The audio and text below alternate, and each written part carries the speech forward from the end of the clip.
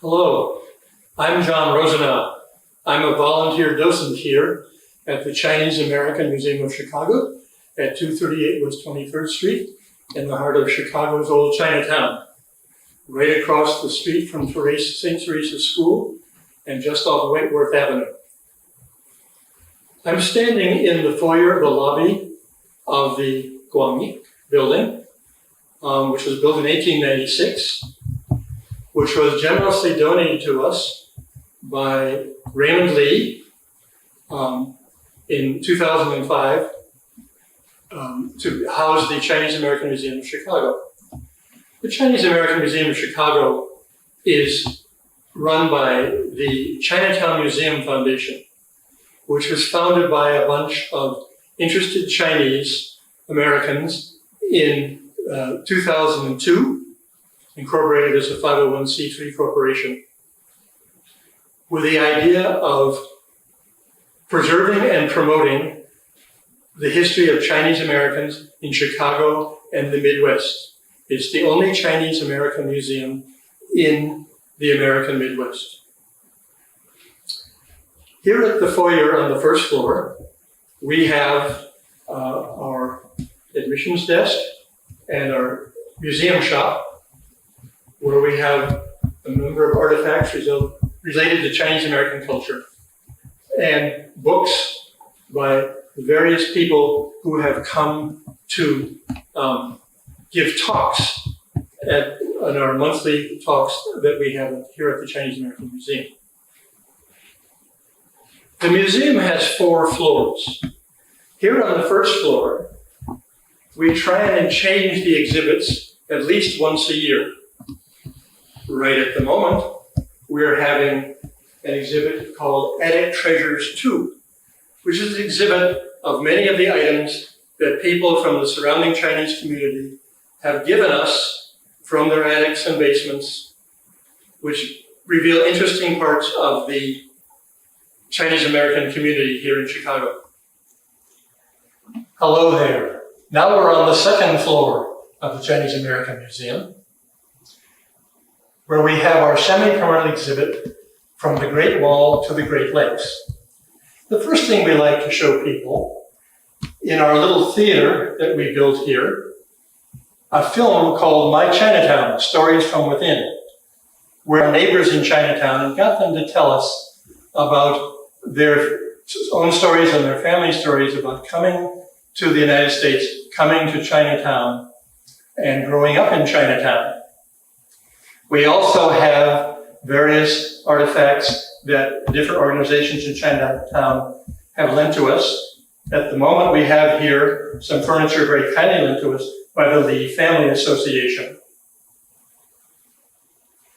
So at the beginning of our exhibit from the Great Wall to the Great Lakes, which tells the story of Chinese immigration to the United States and the Midwest, we start off by telling the story of the first Chinese who came to the United States primarily through the gold rush of 1849 through San Francisco. They came to join the gold rush, to pan for gold, to prospect for gold. After the gold rush was over, they were the primary workers on the western half of the Transcontinental Railroad, which was finished in 1869, 150 years ago last year. The next important aspect of Chinese American history in the United States are the infamous Chinese Exclusion Acts, which were first passed in 1882 and renewed again all the way to halfway through World War II in 1943. These acts forbid the immigration of any Chinese to the United States. This is a very embarrassing and shameful part of American history that I myself did not know about until I started volunteering at the museum.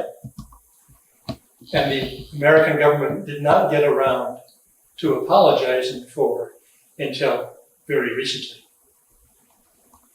One result of these discriminatory laws was the fact that many Chinese men, after 1882, had to come over with false papers and came to be known as paper sons. And I have here documentation of the difficulties they went through, some of the notes that they used when they were being interviewed at Ellis Island, and the difficulties they had coming to the United States and particularly to Chicago and the Midwest. Of course, what we're particularly interested in here is why they came to Chicago. And so shortly after the completion of the Transcontinental Railroad, which, as I mentioned, was built largely with Chinese American immigrant labor, the Moy brothers came to Chicago and founded the first Chicago Chinatown, which is originally downtown in the Loop. Later on, in 1912, they moved down to the location of the present Chinatown where we are now. And so we have documented the history of those, and it is on our website. The next contribution of Chinese Americans made to Chicago's history is Chinatown's participation in the two World's Fairs of 1893 and 1933. In 1893, which was still back in the Qing Dynasty, and again in 1933, when China was being invaded by Japan, the Chinese government was unable or unwilling to participate in these World's Fairs. So the local Chinese community here in Chicago paid for, imported from China, and put up exhibits to represent their history and culture because they felt it was important that it be represented. So we're happy to have here many souvenirs from the two World's Fairs. Another remembrance of the 1933 World's Fair is that is when the Linglong Museum opened in Chinatown and continued to run in Chinatown until the 1970s. We have souvenirs from the Linglong Museum, and one of the dioramas that they had imported from China, as well as some other figures from that museum.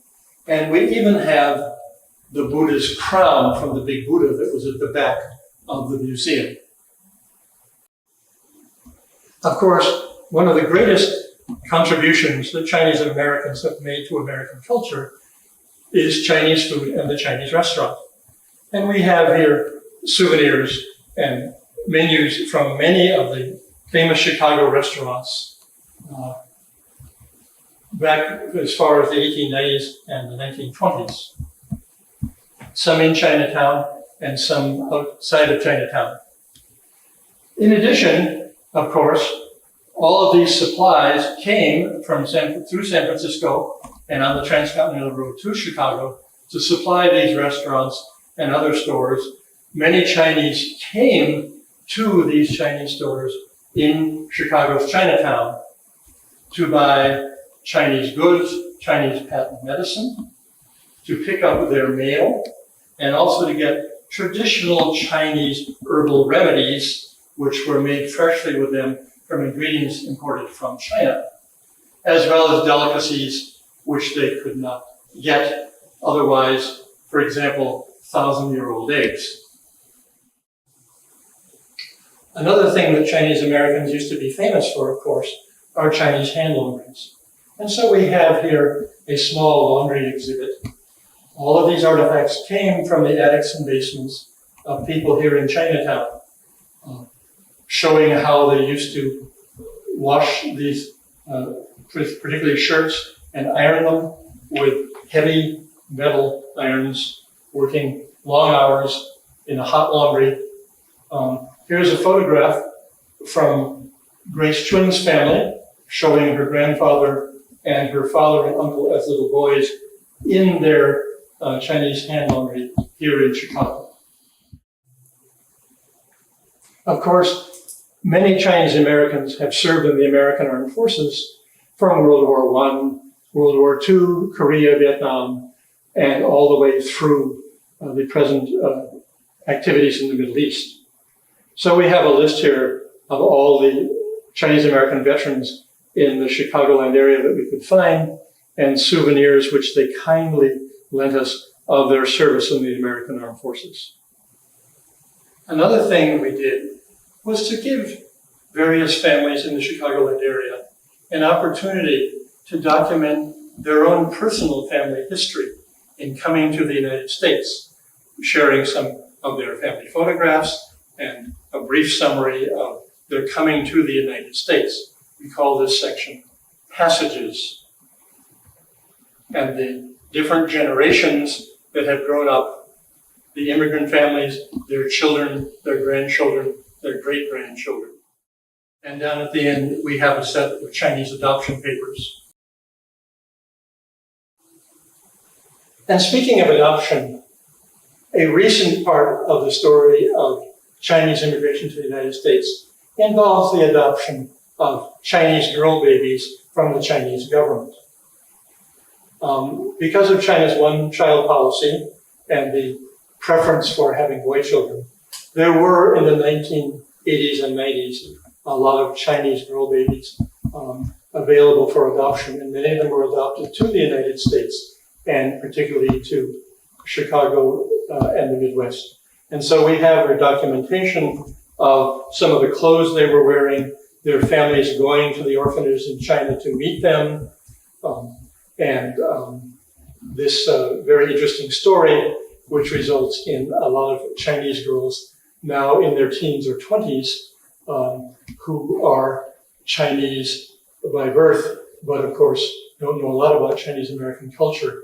But we do welcome them to come to the Chinese American Museum and learn about the traditional Chinese culture and their heritage. So this concludes our very brief introduction to the Chinese American Museum of Chicago. I hope that you will come down, and we welcome you to come down and learn more about some of the things I briefly touched on, and we'd be happy to answer any of your questions. We're handicap accessible, and we have free parking right next door. So please come to 238 West 23rd Street in Chicago's Chinatown, a half a block off of Wentworth, right opposite St. Teresa's School, and park in our free parking lot. Thank you.